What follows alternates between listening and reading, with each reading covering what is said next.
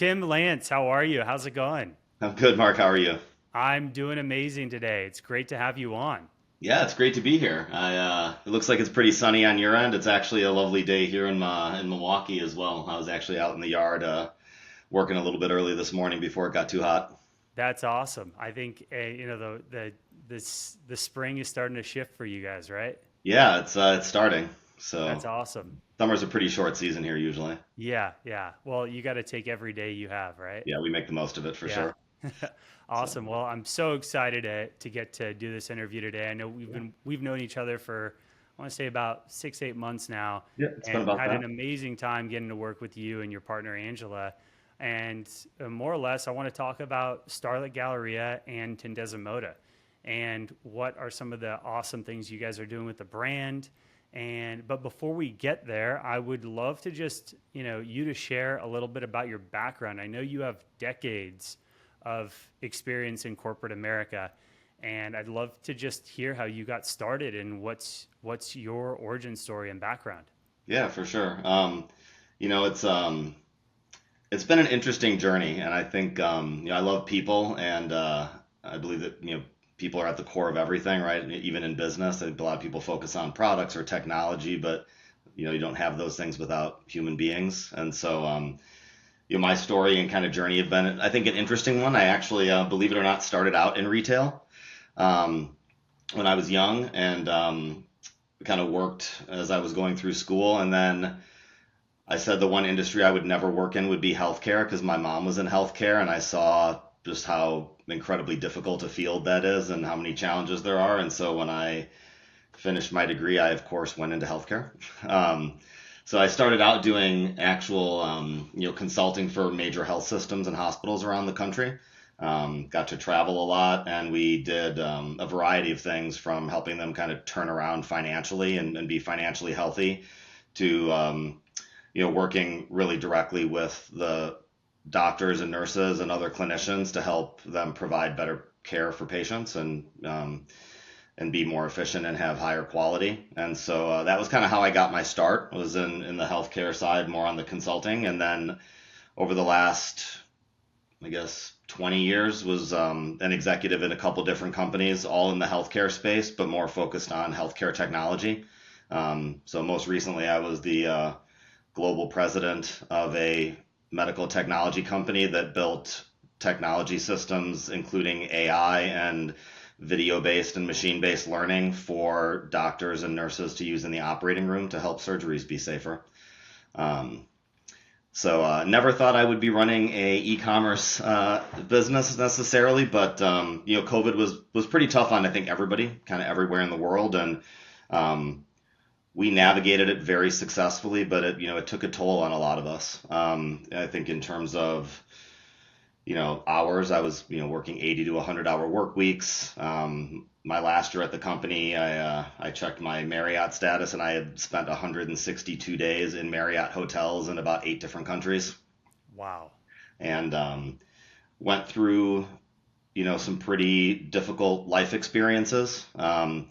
There's actually a list that was published on the kind of five most difficult life experiences to go through, and I went through four of the five in one year and decided to take some time to regroup and spend some time with my kids. I have one grown kid who's out of the house. Her birthday's actually today, and then I have three younger kids still at home with me. And so took some time off, and I was actually my longtime colleague and friend Angela Harris was kind of in the same boat, and she also took a year off, and we got together for coffee one day, and neither of us was really excited about going back to corporate America after 25 years in that space, and we had had a lot of success, and we had helped a lot of entrepreneurs be really successful and helped a lot of companies grow and raised a lot of capital and did some really exciting things all over the world, and we decided to do something different and do something for ourselves. And we had always been kind of in that business to business world, right? And I think we saw not just inefficiencies, but kind of sometimes you're trying to reach an individual, right? You're trying to reach a patient or you're trying to reach a consumer, and there are so many companies in the middle between those two places that a lot of times the great work that's getting done ends up not sort of making its way to the people that need it the most, right? And so we wanted to try something different and try something where instead of working with other companies all the time, we were, engaging directly with the customers. And so we started looking at e-commerce because we had a lot of technology experience, and both had retail experience. Angela's parents actually owned a retail chain of stores, and I had kind of grown up in that environment as well. So um, we started looking at companies. We founded Tendeza Moda in October of last year, and then we started looking at companies to purchase as part of our strategy of kind of having a house of brands where we had really high quality products and kind of the fashion, lifestyle, accessories, and jewelry spaces. But we wanted to bring high quality to a bigger section of the market by making it affordable, right? More responsible sourcing, more responsible and transparent pricing, but not sacrificing on the quality of what we were providing. And so we stumbled across this little company in Colorado called Starlette Galleria, and we liked the product. We were really moved by the story of that company's founder, and what she had gone through in terms of challenging life experiences and overcoming adversity, and having grit and resilience, and those are values that we hold really dear, in our lives. And so in November, at kind of end of November, right before Thanksgiving, we completed our acquisition of Starlette Galleria. It's now branded Starlette by Tendeza Moda. We obviously are making some changes as we go, but yeah, so that's kind of how we got here. I think if you would have asked any of us, a year or two ago if we'd be running an e-commerce jewelry business, we probably would have laughed at you, but here we are. So, and we're definitely enjoying the experience. So That's awesome. And let me hear a little bit about like was there a reason you guys got into like the jewelry accessory business specifically? Like when you were evaluating, I mean, I'm sure you guys evaluated a lot of companies and had quite a few conversations about where did you guys want to pivot, and where did you want to get into? yeah, it was that part was interesting. We looked at probably over a dozen businesses, and throughout my career, I've actually had a fair amount of experience with buying companies. I ran my own consulting firm for 4 years before I sold it to a larger firm, and we did a lot of assisting buyers to purchase small businesses and medium-sized businesses. And then in my corporate career, led several acquisitions for various companies that I worked at where we were acquiring other companies. So, we looked at about 12 to 15 businesses. And not all of them were in sort of lifestyle fashion accessories. I would say most of them were in somewhere in that space. We looked at a couple companies that were in the health and wellness space as well, which kind of transcends into that lifestyle piece. And jewelry wasn't at the top of our list, but we were really moved by the founder story at Starlette and by the employees and by reading some of what the customers' feedback was, and not just about liking a product, but we were reading customer communications about how buying a Starlette piece of jewelry or receiving a Starlette gift from somebody had a really positive impact on them. I remember one woman wrote in that she was caring for her child who had cancer, and she bought a ring from Starlette as a gift to herself, and it was the first thing she had done to take care of herself in over 2 or 3 years because she was at the bedside of her child who was dying from cancer. And I think you can't hear a story like that and not be moved, right? And it was kind of funny because when we were looking at the business, I was actually with my daughter who's 13, and I was getting a watch. I like watches. Most men don't wear a ton of jewelry, but I think men's jewelry is coming back, more and more right now. But I was picking out a watch to wear for the day, and my daughter asked me, why I had all these different watches. And I went through my collection, and there was a story for every watch I have. And I think I probably have, 12 or 15 of them. And dating back to when I was like a kid, right? The oldest one. And she wanted to hear the story of each watch and like what it meant to me. And I kind of started thinking about that and realized that, jewelry is it's not just something you wear. It's not like throwing on a scarf, right? It's typically jewelry has meaning, right? It's either an expression of yourself, or it triggers a memory, or it's a, a life event like an engagement or a wedding, or a, an anniversary gift, or, but I think jewelry is one of those unique things that can last forever. And, as a reflection of who we are as people, and a reflection of kind of the journey that we've taken and the events and things we've experienced. And I liked that. I liked that concept. I'm a little nostalgic sometimes, right? So it just, I don't know, something about it just felt like it made sense, and Angela felt the same way, and so we went ahead and moved forward. That's awesome. How do you think, or should I say, how is Starlet Galleria uniquely positioned in the jewelry market right now compared to competitors and other brands? Yeah, I think it's a great question. Um, I think there's a few things. I think one is, we're really putting a lot of emphasis on, the products themselves and looking at materials. I think we bought a great product line. But I think there's, if you look at the jewelry market globally right now, it's a huge market. It's a, multi-billion dollar market worldwide. And it's growing faster than I think a lot of people realize. But one of the fastest growing areas in jewelry is the area we're in, which is technically called demi-fine. And what's driving a lot of the growth and a lot of the change in the market is technological innovation. And so, coming out of the healthcare world, especially being on the technology and innovation side of healthcare for the last 10 years, I think we both really liked the idea of a space that, is changing and is growing, and that, we could still innovate in. And so I think, when we look at differentiation from Starlet to other similar brands, I think there's similarities, but I think some of the differences are, kind of how we're looking at quality and sustainability, how we're looking at, sort of the full business, right, in addition to just the materials. And then I think probably what I've seen that sets us apart the most is a little bit of sort of our personalities coming into the business, and kind of our philosophy on, how jewelry can be an expression of who you are. And so what we really are striving to do, more and more as we settle in after 6 months, is to, find the best products, deliver the best value, not just in terms of a low price, right, but in terms of, how the jewelry makes you feel, how accessible the product is, right, helping, guide customers into, where having Starlet jewelry as opposed to something else can, have impacts positively in other areas of their life.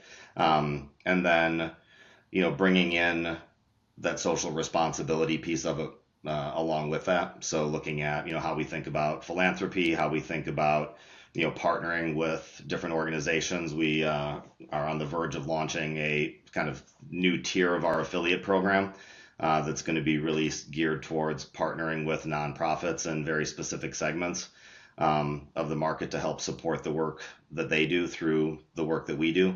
So I think that's where we aim to differentiate, is really being a provider of value, and bringing joy and love and, really positive values to the market, and doing it in a, very responsible and value driven way. That's awesome. That actually leads really well in my next question for you is, I know Starlet Galleria places a lot of strong emphasis on integrity and responsibility. How do these values translate practically into your day-to-day operations? Yeah, it's it kind of permeates everything we do, right? It starts with how we treat each other. Having respect, really valuing teamwork. So I think, with companies, every company has a mission, and every company, has a system of values. Where I've seen it break down in corporate America a lot is, words on a page are great, but, a lot of times businesses struggle to live the things they put on paper. And so, we really start there. And then, I think from there, it's an extension of how we collaborate with our partners, right? So how we work with our suppliers, how we work with, different partners in different facets of the business, and how we kind of bring people together to win as a team. And, as we do that increasingly well, that allows us to then deliver more value to the customers, right? So, improving the materials, and continuing to improve the quality, continuing to innovate on design. We just did a, pretty massive kind of price transparency evaluation and recalibration. And, we were really proud of it because about a month ago, we redid all the prices of every piece in the store and on average brought the prices of our jewelry down by 10%, which Wow. is remarkable at a time when, almost Everyone's putting everyone is prices up. raising prices and sometimes raising prices double digits a couple times a year. And so, it's hard work, right? To find ways to do that and to still, run your business responsibly because you also have employees and other people in an ecosystem around the company where, we are contributing to a lot of people's livelihood, right? But I think it's really starts with kind of knowing what you value and then living those in terms of how you work and then working to extend, you know, those concepts and those feelings and those philosophies and actions down to the people that you work with and from your customers all the way up to your suppliers and the other people that support the company. So we try to be very comprehensive in how we look at that. Awesome. And leaning along with that responsibility, what steps are you guys taking in this world that we live in that's constantly, we're living in when it comes around sustainability and responsible sourcing of materials? There's the dirty little secret in the diamond business, right? That the most expensive, most rare diamonds are actually the most unsustainable and, potentially even blood diamonds. People lose their lives over them. What are Yeah. you guys doing to ethically source and create jewelry in the market we're in today? Yeah, no, it's a great question. We look at it, I think, in a couple different facets, right? We look at obviously environmentally responsible, right? And then we look at sort of the social responsibility side of it.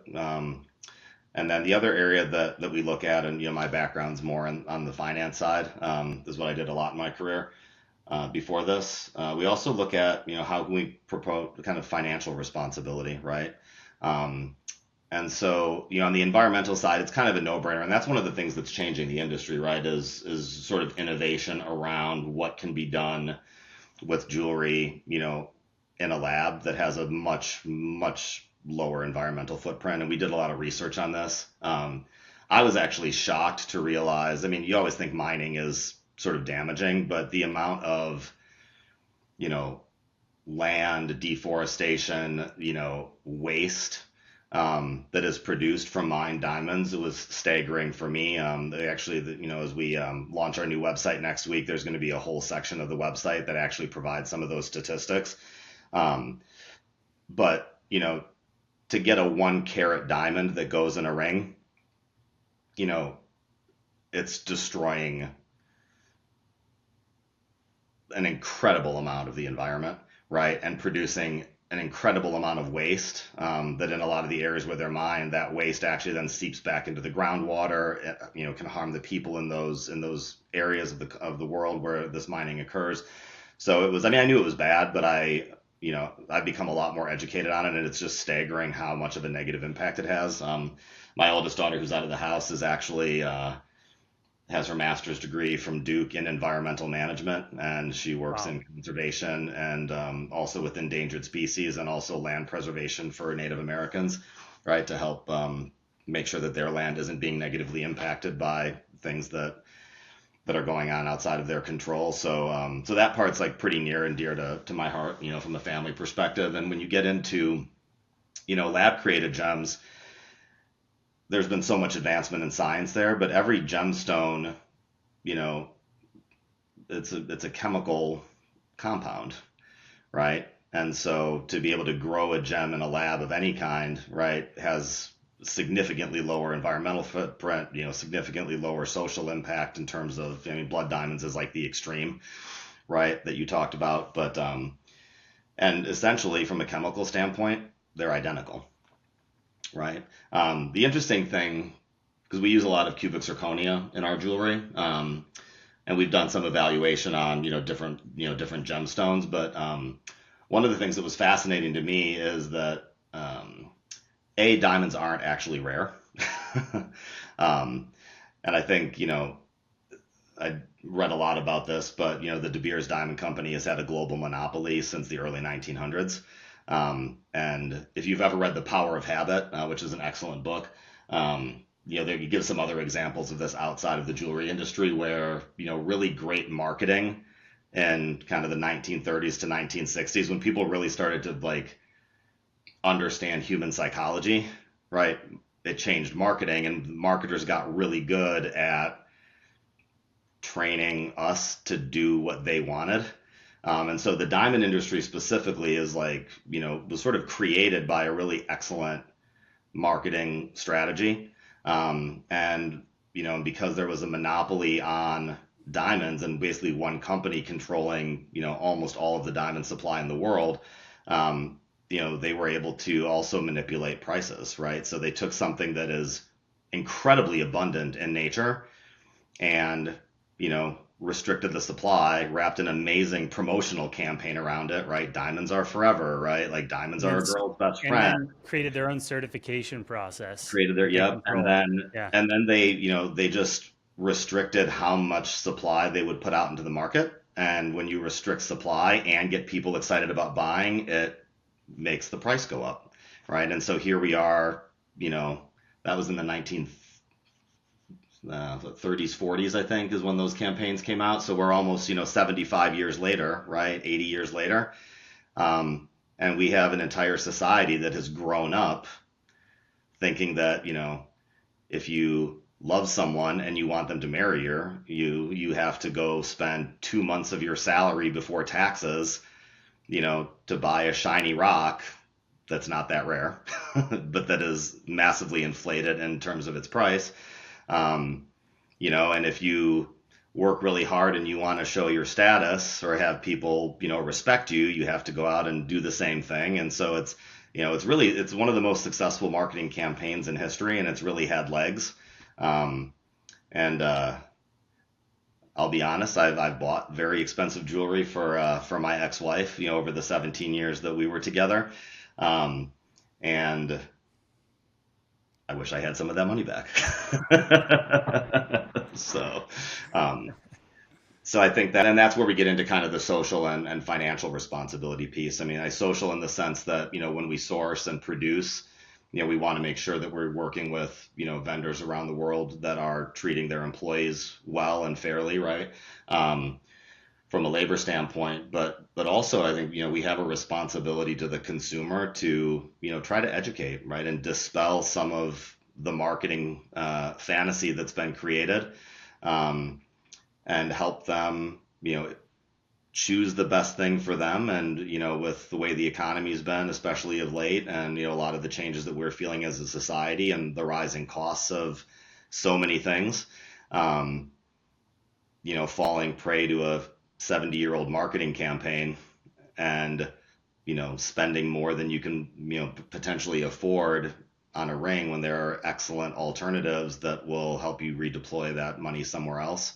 I think can also be, a really responsible thing to help people do. And obviously, everybody has to make their own decision on things, but we're really looking to provide a product that can, last a lifetime and is just as beautiful or more than, something that you would pay significantly more money for.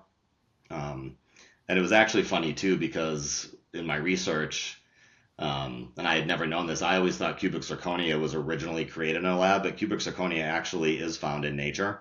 It was discovered in 1933 by two German scientists when they were working in the field, and it's so rare in nature, that like once it started to gain commercial traction in jewelry and in other, augmentation of fashion and other things, there just isn't enough supply in nature to sustain that. So, there was a lab, process to grow cubic zirconia as well. But it's kind of funny because it's, very environmentally friendly. It's much less expensive. It has amazing properties, very similar to diamonds in terms of the way it reflects light and your ability to cut it and all these other things that make it great for jewelry production. But in nature, it is actually more rare Wow. than diamonds by I like didn't. thousands of orders of magnitude, right? Wow. So it's really fascinating when you actually get the facts on it. How you have diamonds are one of the most abundant gemstones in the world, but we treat them like they're the rarest things and Yeah. price them like they're the rarest things. And cubic zirconia is one of the rarest gemstones in the world. But because it was one of the first to be able to be lab grown, right, it's been able to get Treated to like differently. a really great price Yeah. sustainability point. So it's you know it's quite interesting. Then Wow. there's a lot of great ironies in the jewelry business. Wow. Well, I wanted to touch base on just buying an engagement ring. I think for men, especially young men that are at any age that are really looking to make that leap and commit to a woman and propose, buying an engagement ring can be extremely and often intimidating. Yep. What key advice or guidelines would you share to someone that's in market for an engagement ring when it comes to making decisions and making an informed decision along the way? Yeah. Um, I think there's a couple things, right? I mean, the first thing is, you're buying a ring because you're in love and you want to, you know, share your life with that person, hopefully forever. It doesn't statistically always work out that way, but so I think the first thing is, making sure that you're kind of educated on the different styles, right? Um, and if it's going to be a surprise for your hopefully soon fiance, right? Just kind of knowing what her style is, what she likes to wear. Is it silver? Is it gold? Is it rose gold? Is there a certain cut that she likes? So kind of, first thing is just sort of stylistically kind of getting aligned so that she's going to be excited about the ring when you open it. Um, and when I got married, I did a lot of recon on that, very sort of quietly behind the scenes, as sneaky as possible, right? Like, talking to my ex-wife's, friends, or dropping little questions there just to kind of, help narrow it down, because there's a million selections, right? There's so many options. I think sometimes for guys, it's a little overwhelming to us just how much jewelry is out there, right? And the last thing you want is to buy an engagement ring and have her not like it. So I would say style is important. Size is part of that as well. Bigger, I would say, is not always better, right? And I think especially if you're getting engaged when you're young, sometimes it's nice to have. I see a lot of people being very successful with a more moderately sized gemstone. Maybe it's 1 to 2, 2.5 carats, and then as you get a little bit further in life, then you can augment that with a right hand ring that's a little bit bigger. So I would say again, everybody's different, but kind of knowing that style will help you narrow down color, size, things like that that are the most important. Um, cut's important just because it's a stylistic preference, but it also, different cuts of a gemstone will change the way that it refracts light. So, like a round cut stone tends to be really brilliant because of the way the facets are cut on the gem. So I'm doing some education there, and there is some education, I think, on our website, and most jewelry websites will have some education, materials for that.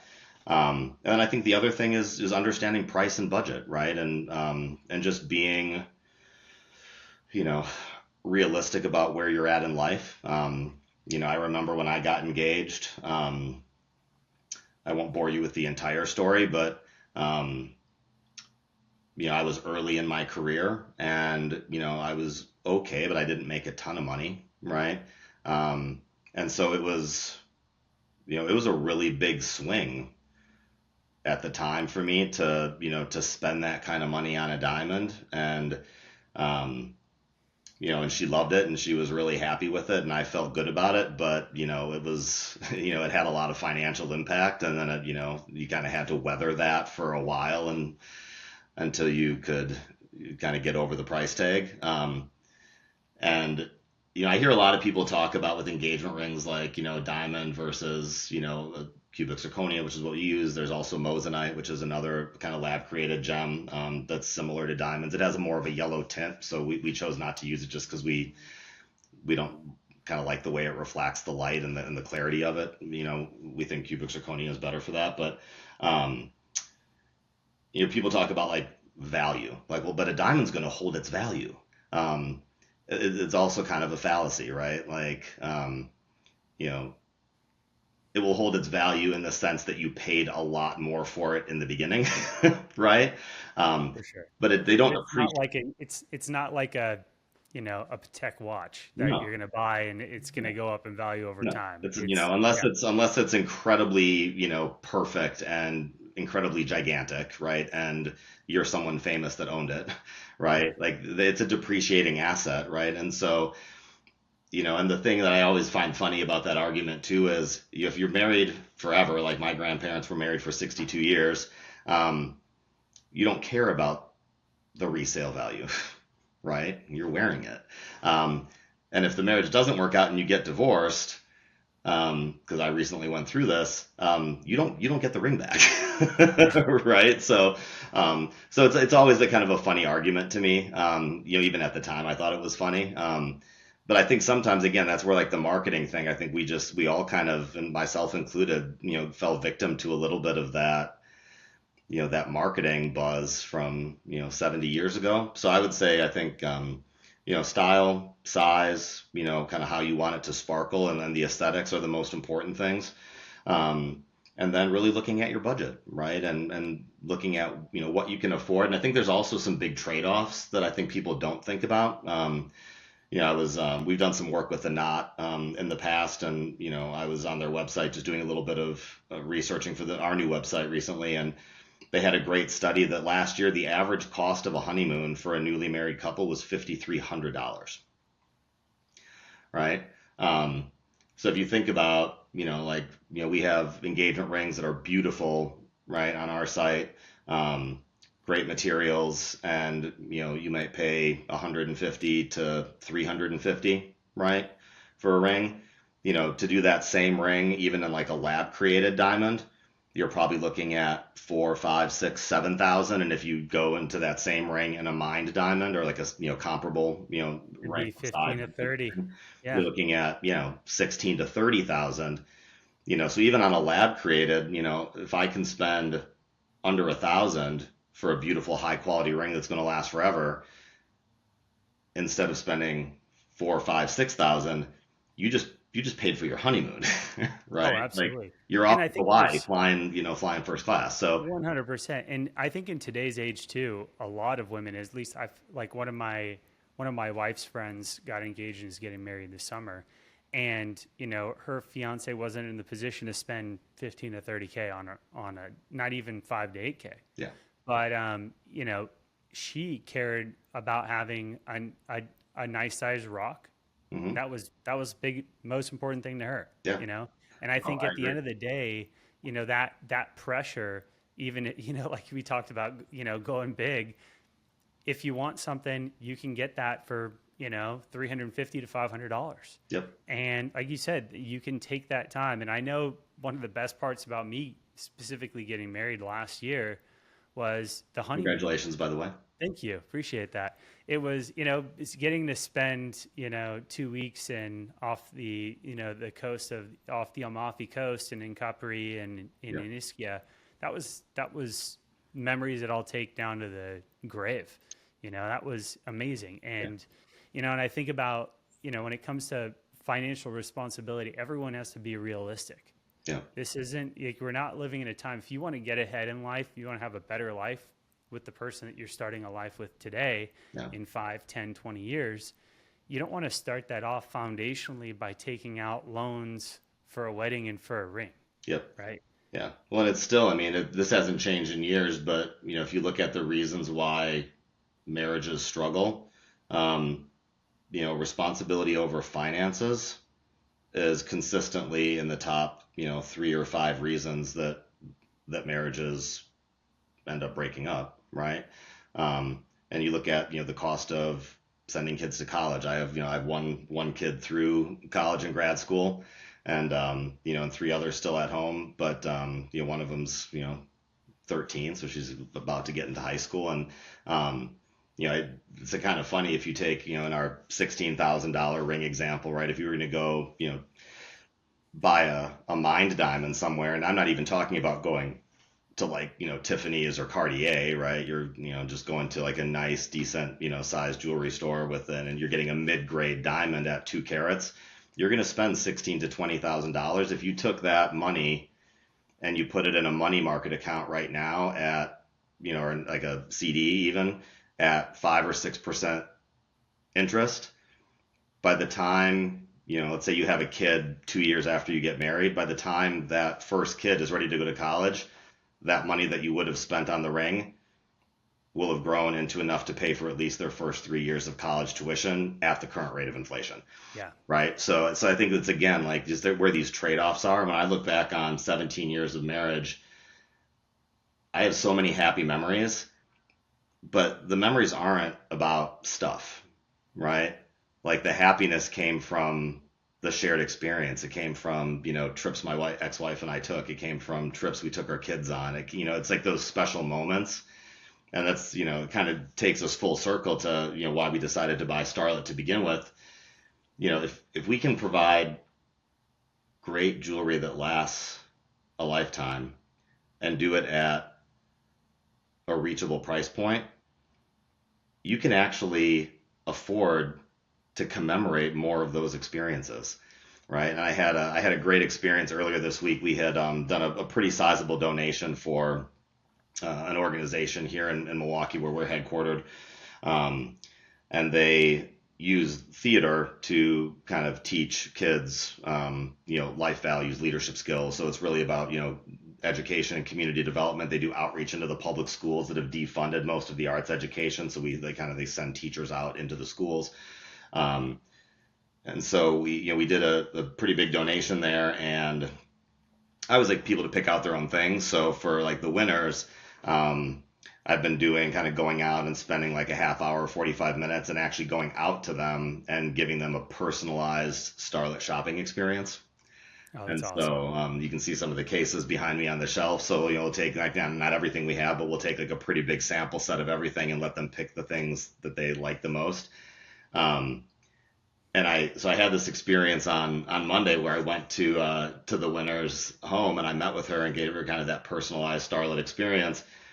And Mark, she was so excited, and she started telling me, and she had a lot of jewelry on. I mean, she had, multiple rings, multiple fingers, stackables. Like, she had so much fun shopping. It was like, it made me happy just to watch her happiness.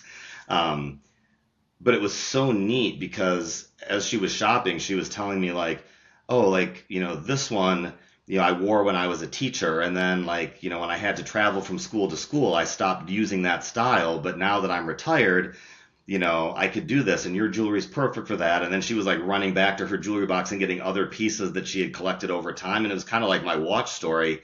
She sort of knew the history of every piece. Like, oh, my daughter gave me this for my birthday, and my husband gave me this for this. And it would go great if I matched it with your ring over here. And then I can, and so it kind of solidified, how I felt, which is, life is about moments, right? It's about a collection of moments that we kind of weave together, with these other people that mean a lot to us. And jewelry is a way to express yourself and express your style the same way that clothes or shoes or cars or anything else are. But it's also a great way to commemorate those special times and make those memories kind of trigger and last, and heirlooms and other things like that. And so I think, if we do our job well, we don't only make the engagement ring process better for somebody in that one life moment, but we give people a vehicle to, commemorate those special moments over a lifetime, right?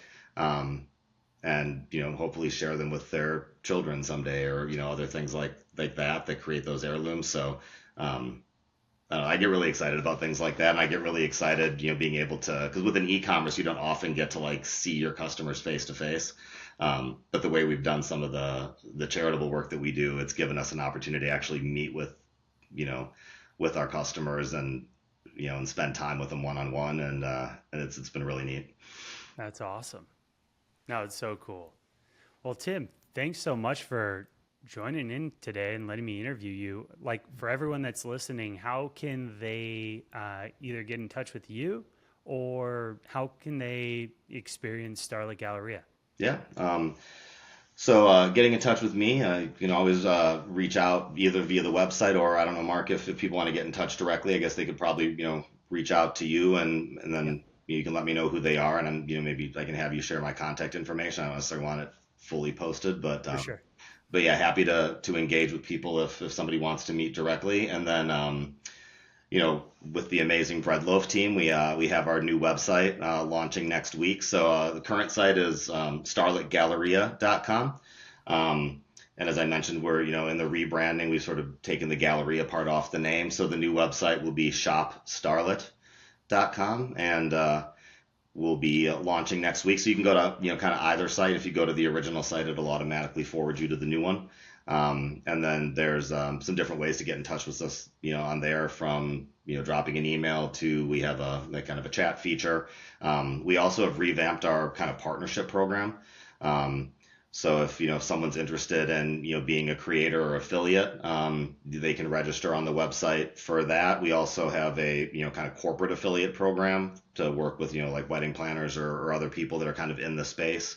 And then the new thing that we're adding this year, and kind of in the process of launching, is actually a nonprofit affiliate program where we will Oh, partner awesome. with not-for-profit organizations within some specific sectors of what they do in the communities.